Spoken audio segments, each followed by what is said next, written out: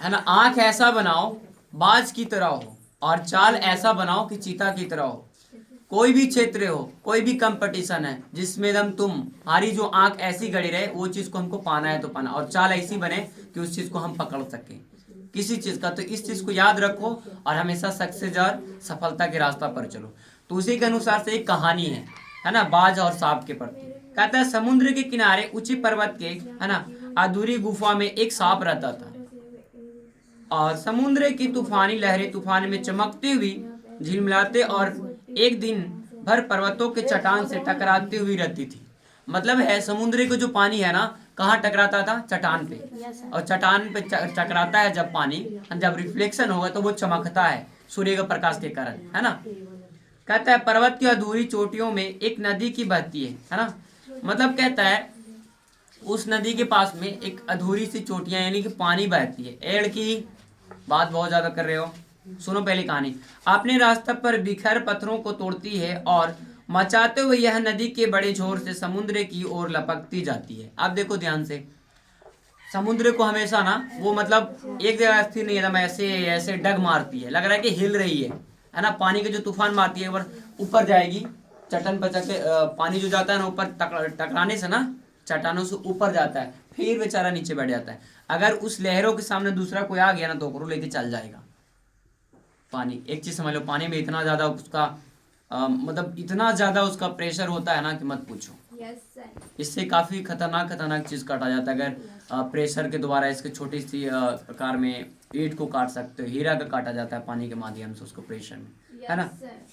आप देखना ध्यान से, जिस तरह से नदी पर समुद्र के मिलता होता है, वही लहरों दूध के झीक भी सफेद दिखाई देता है। कौन कौन प्रतीत किया है ऐसे? नदी में भी देखना कहीं मतलब व्हाइट व्हाइट उसको फेनवा जो होता है ना, कैसा समुद्र मतलब लगता है कि दूध है, तो वाकई में वो पता है क्या चीज होता है?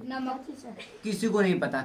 वो सब जितना भी बैक्टीरिया चीज होते हैं ना, गंदे की चीज, वो एक तरफ से फिनफिना के ना, फनफना फना के क्या होता है बन जाता है, यदि झाग बन जाता है जिसको झाग बोलते हैं। और बहुत गंदा की चीज रहता है। और एक चीज और इसको उदाहरण है, जैसे गर्मियों में टाइम में देखना शादी ब्याह में खाना बनता है, सब्जियों में बहुत ज्यादा की मसाला यूज करने से सुबह में देखना फन फन होता है, बुझबुझा मारता है, तो वो ही हो जाता है। क्या हो जाता है उसमें? गंदगी हो जाने के कारण, खराब होने जाने के कारण वो क्या हो जाता है, एक जगह एकत्रित हो जाता है और वो महकने लगता है। और कहीं अभी देखते हैं, देखना ध्यान से अभी, और इसमें बहुत सी चीज है मिल जाता है। और वह लहरें दूध की पानी की तरह सफेद दिखाई देने लगता है, और अपने गुफा में बैठा हुआ सांप सब कुछ देखता रहता है, समझ रहा है ना।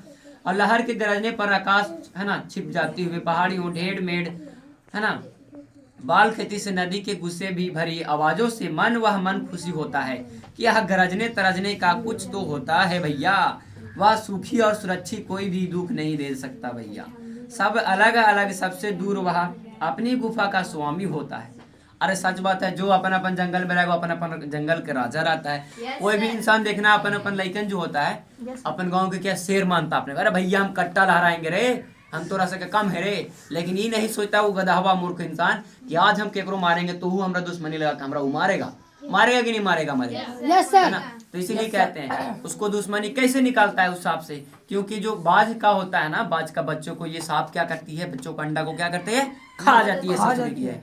तो ओकरो गुस्सा चढ़ता, रुक रुक तू कहाँ छिपती है ससुरी के, तो जहां ढूंढे मतलब तुम जहां छिपेगी वहां से तोरा हम निकाल लेंगे, और निकाल के जबड़ा तर दबा के पूरा आसमान के तोरा शेयर कराएंगे कि देखना कि हमारा संसार कितना बड़ा है और तू कितना बड़ा संसार में रहती है, ये है ना। तो उसको कंपेयर तो करना है। आप देखना ध्यान से, कह रहा सुखी और सुरक्षित है, कोई सुखी ना देख सकता है भैया। आप सब अलग सब दूर, वही अपनी गुफा के स्वामी है भैया, है ना किसी से लेना है ना किसी से देना है, और दुनिया के भाग दौड़ पर छीन छपट से वही दूर है जहाँ सांप के लिए सबसे बड़ा सुख था भैया। मतलब कह रहा ना केकरो से लेन देन है ना केकरो से, हम सब अपन दुनिया के मालिक के राजा है भैया। मतलब कोई भी अपने आप को गांव में कोई भी रहता है कि वो ऐसे ऐसे इंसान रहते हैं खरखा भी, कि मतलब तुम्हारी बात को वो नहीं सुनना चाहेंगे, खाली अपने मुंह की जेठराई से क्या करेंगे ना, वो बोलते जाएंगे, मतलब उनको पास तो ज्ञान कुछ नहीं होगा, बस अपने ही बोली को बोलकर तुम्हें सुनाना चाहेंगे। ऐसे लोग होते हैं, है ना। और देखना ध्यान से, यस सर। अब इसमें कुछ ऐसी ऐसी जो विभिन्नताएं हैं इस कहानी के माध्यम से हम समझेंगे। कहता है एक दिन एकांत आकाश में उड़ता हुआ खून से लथपथा एक बादशाह की उस गुफा में गिर आया। उसकी छाती पर कितने भी जुख्म थे, निशान थे, और पंख में खून। उसी एक दर्द भरी चीख मारी थी और पंख के है ना फड़फड़ाते हुए धरती पर लेटने लगा और डर से सांप अपने कोने में सिकुड़ गया। रे भैया, किंतु दूसरे क्षण में उस सांप ने है ना उसने भाप लिया कि बाज जीवन की अंतिम शीश गिन रहा है। मतलब वो जो मरने वाला है ना, और उस डरने से बेकार है यह सोचकर उससे हिम्मत बांधी और वह रेंगता हुआ उससे घायल पक्षी के पास क्या चल जाता है और उसकी तरफ कुछ देर तक देखता है कि फिर वह मन ही मन खुश होता है। वह बोला, क्यों भाई इतनी जल्दी मरने की तैयारी कर ली, है ना, क्यों भाई इतनी जल्दी मरने की तैयारी कर ली। अब देखो एमन जेकर से हम दुश्मनी कह लें और हार फिर के फिर ओकरे जगह हम चल जाएं का तो मौत से डर लगे लगा, इतना जल्दी काहे लगा गया हमारा पास, नहीं बोलेगा। अभी रहता तो जीवन था। अब जे दुश्मन रहेगा ओकरा मारे लोग छोड़ेगा कि चल भैया ऐसा घात में आया एकरा नहीं मारेंगे तो हमारा लिए, मतलब समझ रहे हो, जीवन का काल है ओकरा लिए, ठीक है ना।